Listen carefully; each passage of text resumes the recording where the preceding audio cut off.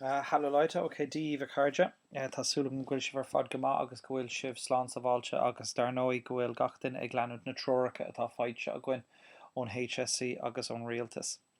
Alright, so tá muidir seacha na tríanais, so cúpla sibh se tá fáib na goibh leis an app OneNote. Fiber bit sin tá an app OneNote gom an seo agus ní eibríonn sé mar sin tá mise ag denmh gacrad tríd an browser, so má tá fiban na goibh leis an OneNote ní gáid aon rud a dhéana seachas OneNote a oscail sa browser, so is Safari nó Firefox nó Chrome nó pe rud atá agat sa lag all isteach le de chuntas rachran agus an sin tucha se sus, but be gacrad an seo a rifos rénos. So look, seachta na trí tá muidir denmh an rud céine a rinnemer an seachtain sicáte seachas an uair seo be muid ag dailál le 2040. Alright, so le 2040 it's an rud céine tá ag mola go denna siú text a hain, leat na ceisna text a hain na ceisna eile an sin an gramadach text a dó agus an sin an oistrachung agus de gnála bhéil text a hain, text a hain, text a dó an oistrachung and then text 3 an sin. So an cúiscuim mé denmh sin mar sin is féidir libhse an ghaeilge a ceartú libh hain ag buintú sáide as na scéimna marcála agus ag an buinte seo lads caithí sibh an obair seo a dhéanamh. Mar tá an orteiste dulrá agus tá an rialtas ará go méid sig dulrá. A an seans nach méid sig dulrá ar an gná lá atá se síos le bheith ar siúil ar ach bé sé le denmh a goibh. Agus muna bhfuil tú ag denmh an obair go léithúil agus an sin ag denmh i gceart é bé tú I bunk. Mar sin tá sé tábhacht go bhfuil tú ag denmh trocha go dahad nóid de Germánis gach lá onas gur féidir linn rud ag an scopi a dhéanamh ag an nóméid déirnach nuair a déireann siad caitheann na méid na scrúdaithe ar siúil. So leverdul denigí an obair. Now, tá an fuair Microsoft híos sin an mbealach gur féidir libh checkáil seachlumsa, so má tá ceiste be a goibh le aon rud atá tar éis teachta nús ar luúin mars nó cédaoin caithí tú é sin na chuiristeach an sin. Now má tá fáibeagteach chun cín ribh sin darnói is féidir libh riomhfosta cheola cúm agus ná bíag drugal ort riomhfosta cheola cúm.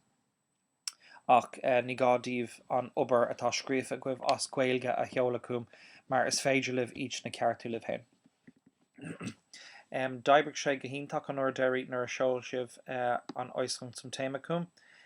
So leanaráid denna bheith mar sin ceartach mé ar iPad iad hain agus an sin bhí sin éasca go leor tuis go bhfuil an pen agam an seo sa tá rudaí ag dul i bhfad níos scopi, so leanaráile sin. Seachas sin ní gádaíomh aon rud a scríbann sibh as gaeilge a cheola cúm agus an sin an cúiste sin ná líonann sé an inbox agus nuair tá an inbox lán ní féidir lom na ceistena atá seolta a eáil agus an sin tógann sé cúpla lá orm teachtar ascuí daoine má tá daoine just ag lína an inbox le seafád. So leverdul clíle sin. So look, tam just ag dul tríd na ceistena ordlevéil, dus na daoine tá denmh ordlevéil. So na daoine tá denmh gnálevéil is féidir libh tús chuir leis an obair inis. Ordlevéil is féidir libh teachtar ascuí an bhí an seo má tá ceistena goibh maidir leis an Germánis. So má fecinn si bhar text 1, wir haben 1a. Was erfährt der Leser im ersten Absatz über Paul, den Erzähler? So cad fála míon an duine tá ag léamh sa céad alt faoi Paul an scéalaí. So sin lína héingehéinteag. Danach schreiben Sie 3 Fakten zum ersten Bewerbungsgespräch auf. So scríb 3 fíraí don céad agalaibh post scríb amach iad. Van, so kann, wo, kahat, mit wem, kelesh. Teil C. Warum glaubt Paul, der Erzähler, sei für die Lehrstelle besonders gut qualifiziert? So came for a creden Paul an scéalaí, gurb eschen an duine leis na cáiliachtaí is fearr nó go háirithe is fearr don post nu don áit nu don printasíocht an Lehrstelle. An sin die beschreiben Sie das Büro der Gärtnerei Lohmeier in 2 details. So den Cursius ifig an Gärtnerei dunne na Gardini Lohmeier I gá chur gá sonraí isteach. So sin an Germánis tá leiscríomh I Germánis go hána siimplí. an sin má tain sibh chuig an gramadach tá muid ag lurg die bestimmte und unbestimmte Artikelen. So tá seo ag daile le der die das oder ein, eine, ein agus na fuchla feimín mar sin. So nuair tá legan de sin scríofa caithfidh tú rá an bhfuil an anamachal atá sé cur síos faoi singular oder plural, masculin, feminin oder neutrum agus bhfuil sé nominativ, akkusativ, dativ oder genitiv. So Paul will nicht an der Universität studieren. So it's der Universität. So tá an der ag cur síos faoi focail atá singular, focail atá buninnscnach agus focail atá sa datív. So téile sin eine. So it's eine leirstelle catá sé cur síos faoi. Bhfuil sé singular oder plural.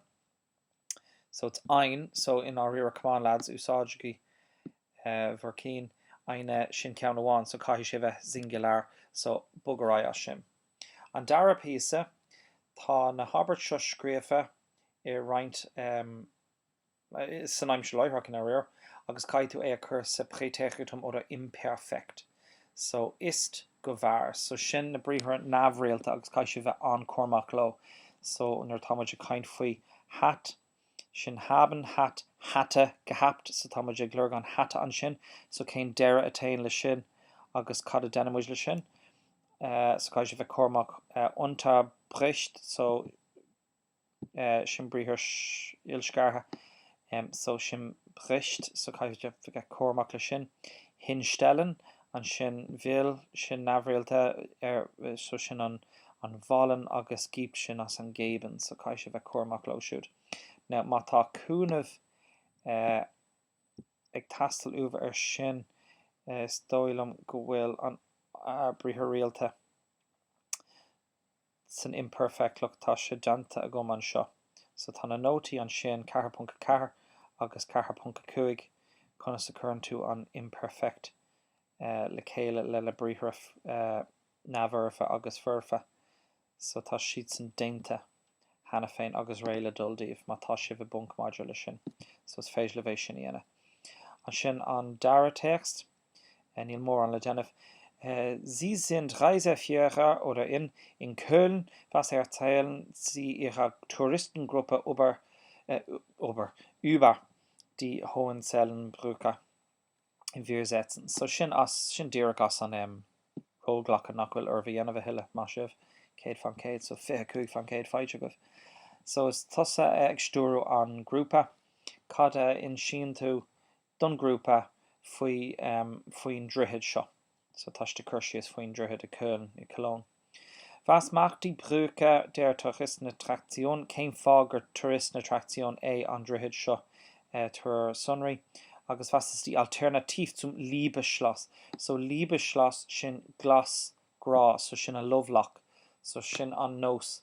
Na glasa sin a ceangailt ar na droichead le anamnacha scríofa orthú agus na hocracha a caithfidteach sa ann.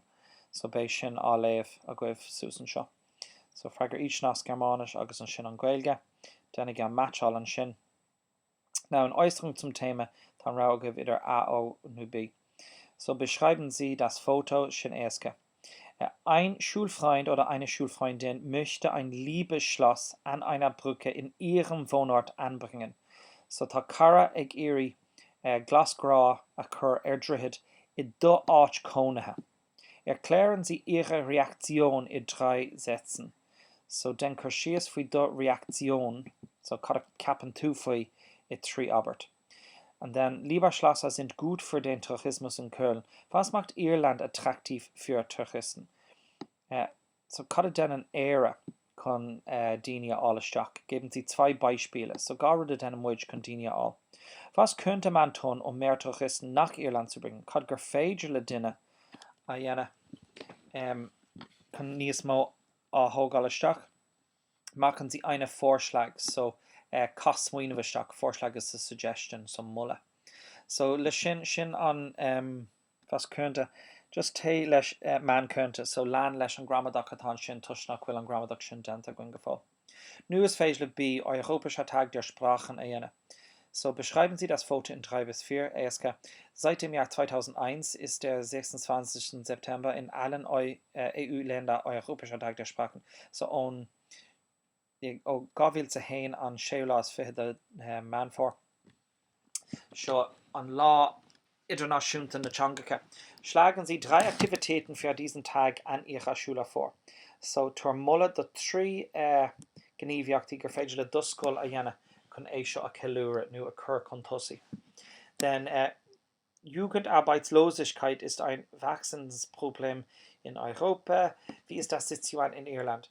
So aspa postana sin 5 ulvor an Ilkrieg Constatá sinna éire.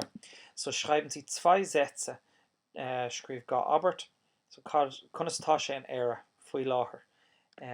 So nábíh smuoine faoi an todhchaí agus na rudí atá ag seacht, just scríb rud gur féidir le bheith scríb module sin. An bhfuil faibanna ag daoine óg ag teacht ar postna in éire. So is dóilm like tá an taithí a goibh like tá sé deachar glórnar tá tú faoi 8 granos. So is féidir bhúr ag mar sin a scríb más má. Kann das Lernen von Fremdsprachen bei diesem Problem helfen? An bhiste leis an na teangacha eile ceú leis an fáib seo. So is dóilm goiste chur ceist má tá níos mó ná teanga amháin nó gá teanga got an bhfuil féidireachtaí níos fearr agat agus tú óg an geben Sie 2 Gründe für Ihre Meinung agus gá cúis do dotharm. So rís is féidirlih é clóbhúil ar Word as Word amháin nó is féidirlih é a scríomh. Ach leverdul matasvik scríbh sin an bhistelih spás a ágáil dumsa ar an leathnach sin onas gur féidir le an ceart chuna scríbh thar nó faoi an Albert scríbann tú. Bei sé sin anna córach sin an fáib is mó hána contosaí is nach raibh mé an rudí a ceartú mars ceart ar an iPad. So fágad í spás dom matasibh ag scríbh ar pápar agus ag seolacú mar sin é. Seachas sin seo rifos cúm atá fiber bit a goibh agus denní me dhíhil tú a ragart.